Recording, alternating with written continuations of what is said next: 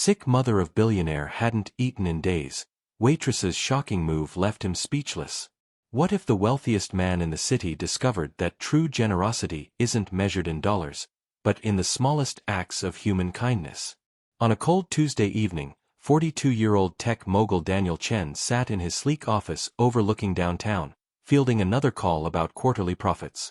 His empire spanned 3 continents, his name graced magazine covers, and his bank account held more zeros than most people could count. But tonight, none of that mattered. His phone buzzed with a text from Riverside Care Facility. "Your mother hasn't eaten in 3 days. Please come immediately." The words hit him like ice water. For all his success, for all the problems money could solve, he couldn't fix the one thing that truly mattered: his 78-year-old mother Elena's declining health. As he grabbed his coat and rushed toward the elevator, Daniel had no idea that a 24-hour diner and a young waitress named Grace would change everything he thought he knew about wealth, family, and what it means to truly care for someone. "Where are you watching from tonight? I hope you're somewhere warm and safe." The drive to Riverside Care Facility felt endless, even in Daniel's luxury sedan. He'd built his fortune from nothing, a scrappy kid from Chinatown who taught himself to code and turned a college dorm room idea into a billion-dollar software company. His mother Elena had worked 3 jobs to keep him fed and in school, her hands permanently stained from years of cleaning office buildings before dawn. She'd given everything for his future, and now, as dementia slowly stole her memories, he felt helpless watching her waste away. "She keeps asking for her grandmother's dumplings," explained Janet, the night nurse, as Daniel hurried down the sterile hallway. "The kitchen tried making some, but she won't touch them. She says they don't taste right. It's been 3 days, Mr. Chen. We're getting worried." Daniel's chest tightened as he entered his mother's room. Elena sat by the window in her favorite lavender cardigan, the one he'd bought her for Mother's Day years ago. She was so much smaller than he remembered, her once strong hands now fragile as bird wings. "Mom," he said softly in Mandarin, the language of his childhood. Elena turned, and for a moment, her eyes brightened with recognition. "Danny, when did you get so tall?" she asked, her voice barely a whisper. He sat beside her, taking her cool hand in his. "I'm here now, Mom. The nurses say you haven't been eating. Are you feeling okay?" Elena's expression grew distant. "I keep waiting for grandmother to bring dumplings from the kitchen. She makes them with love, you know. Not like the ones here. These taste like sadness." Daniel's heart cracked. His great-grandmother had passed away 30 years ago, but in Elena's confused mind, she was still waiting for a meal that would never come. He spent the next hour trying to coax her to eat the hospital food, but she turned away from every spoonful. "It's not right," she kept saying. "Grandmother's dumplings have soul. These don't." As visiting hours ended, Daniel felt more powerless than he had since those early days of building his company. All his wealth meant nothing if he couldn't solve this simple problem: getting his mother to eat. Walking to his car under the flickering parking lot lights, he made a decision that would change everything. Daniel couldn't sleep that night. He sat in his penthouse kitchen, scrolling through his phone, searching desperately for anyone who might know his great-grandmother's dumpling recipe. His assistant had already called 3 Chinese restaurants, but none could recreate something so personal, so specific to a family's history. Elena's condition was deteriorating, and the doctors warned that if she didn't start eating soon, they'd need to consider more invasive measures: feeding tubes and hospital transfers that Daniel knew would only make her more confused and frightened. The next morning brought devastating news. Janet called at 6 a.m., her voice tight with concern. "Mr. Chen, your mother collapsed this morning. She's stable now, but her blood sugar dropped dangerously low. The doctor wants to discuss hospitalization." Daniel canceled every meeting and raced back to the facility, his mind spinning with guilt and frustration. He'd conquered Silicon Valley, outsmarted competitors worth billions, but he couldn't figure out how to help his own mother. At Elena's bedside, he held her hand and made quiet phone calls to every contact he had in the city's Chinese community. Someone had to remember recipes like his great-grandmother's. Someone had to understand the difference between food made for profit and food made with love. As the afternoon wore on, his hope began to fade. Elena drifted in and out of sleep, occasionally mumbling in Mandarin about waiting for her grandmother. That evening, exhausted and desperate, Daniel found himself driving aimlessly through the city. His stomach was empty, he'd forgotten to eat in his worry, and when he spotted a small, weathered diner called Grace's All-Night Kitchen, he pulled into the parking lot. The neon sign flickered weakly, and through the windows, he could see checkered tablecloths and vinyl booths that had seen better days. It wasn't the kind of place a billionaire usually frequented, but something about its humble warmth drew him in. A young woman with kind eyes and flour dusting her apron approached his table. "You look like you've had a rough day," she said gently, setting down a steaming cup of coffee without being asked. "I'm Grace. This is my family's place. What can I get you?" There was something in her voice, a genuine concern that reminded him of his mother's younger days, that made Daniel's careful composure finally crack. If this moment touched your heart, please give the video a thumbs up. Sometimes the smallest acts of kindness can change everything. Before he knew it, Daniel was telling this complete stranger about his mother, about the dumplings, about feeling powerless despite all his success. Grace listened without judgment, refilling his coffee and nodding at all the right moments. "Dumplings made with love," Grace repeated thoughtfully, settling into the booth across from Daniel. "My grandmother used to say the same thing about her cooking. She'd tell me, 'Grace, anyone can follow a recipe, but you can't measure love in teaspoons.'" Daniel looked up, surprised by the understanding in her voice. Here was this young waitress, she couldn't be more than 35, speaking wisdom that billion-dollar consultants had never offered him. "The thing is," Grace continued, wiping her hands on her apron, "I learned something from watching my grandmother fade away. Sometimes it's not just about the food itself. It's about the feeling that comes with it, the safety, the memory, the love that seasoned every bite." Daniel felt tears threatening for the first time in years. "But I don't know the recipe. My great-grandmother died when I was 12, and my mother—" His voice caught, "My mother is forgetting everything." Grace stood up and disappeared into the kitchen, leaving Daniel alone with his thoughts.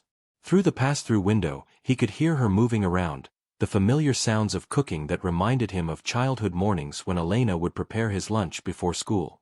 When Grace returned, she carried a small bamboo steamer and wore an expression of gentle determination. "I want to try something," she said, setting the steamer down carefully. "These aren't your great-grandmother's dumplings. I could never recreate something that personal. But I made them thinking about your mother, about what she needs right now. Sometimes when words fail us, love has to find another way." Daniel lifted the steamer lid, and the aroma that rose up transported him instantly. It wasn't exactly like his great-grandmother's cooking, but there was something unmistakably caring about these dumplings, something that spoke of patience and intention. "I can't pay you for this kindness," Daniel said, his voice thick with emotion. Grace shook her head, smiling. "Money can't buy what your mother needs. But maybe love can find a way to reach her through food made with the right intentions." She packed the dumplings carefully in a container, along with a thermos of delicate broth. "Tell her these were made by someone who understands that cooking is another way of saying, 'I care about you.'" Have you ever faced something like this? Let us know in the comments. Sometimes sharing our stories helps us heal. As Daniel drove back to the care facility with Grace's gift warming the passenger seat, he felt something shift inside him. For the first time in days, he had hope, not because of anything he'd accomplished or purchased, but because a stranger had chosen to care. The night nurse looked skeptical when Daniel arrived with a container of homemade dumplings, but she agreed to let him try.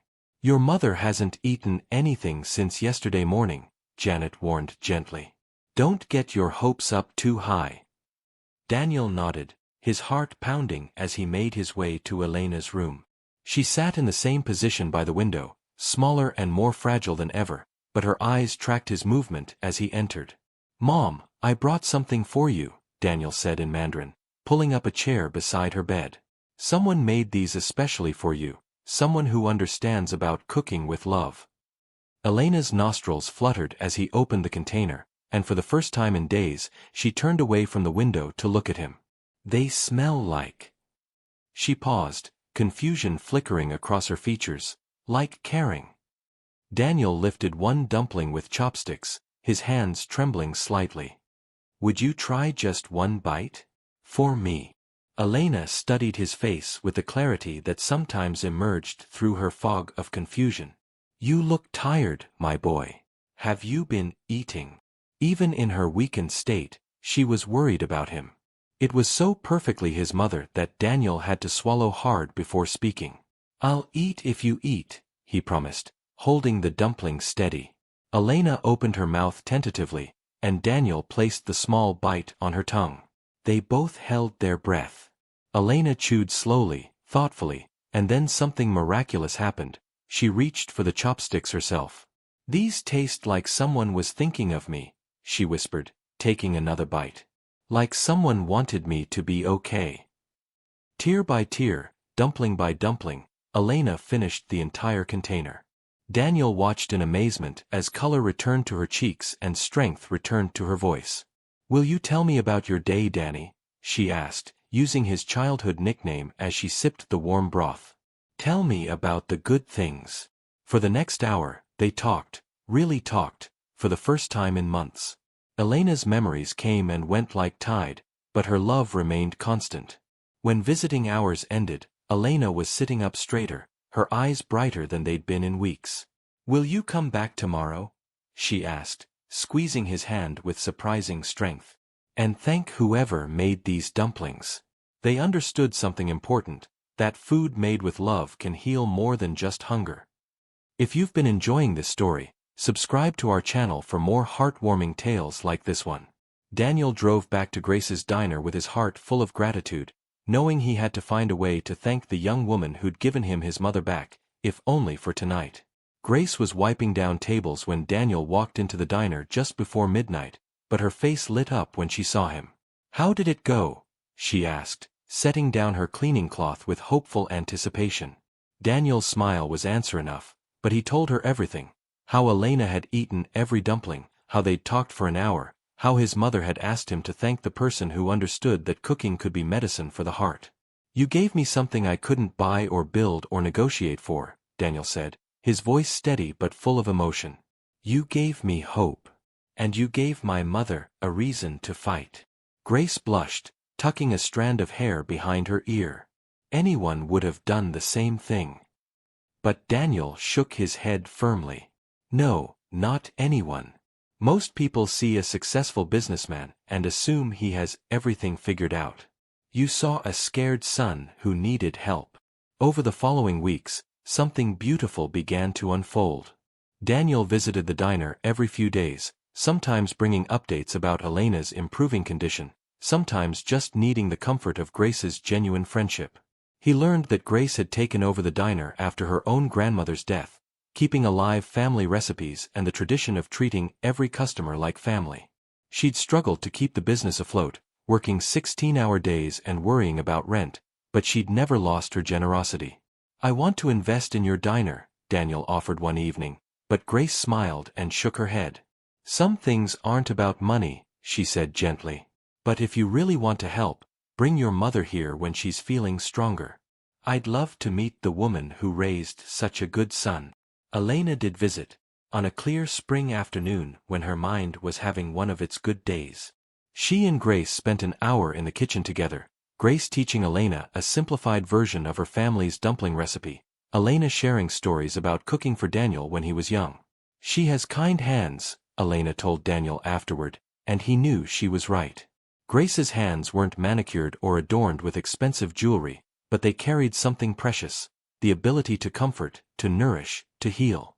As months passed, Daniel found himself transformed. He still ran his company successfully, but he approached his work differently. He started a foundation providing meals for elderly care facilities, ensuring that food was prepared with the kind of intention Grace had shown his mother. He spent more time with Elena, cherishing their conversations whether she remembered him clearly or not. The diner thrived too, not because of Daniel's money, but because word spread about Grace's extraordinary kindness.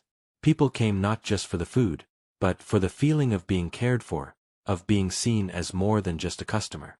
On quiet evenings, Daniel would sit in his usual booth, watching Grace work, marveling at how one person's compassion had created ripples of healing that touched dozens of lives.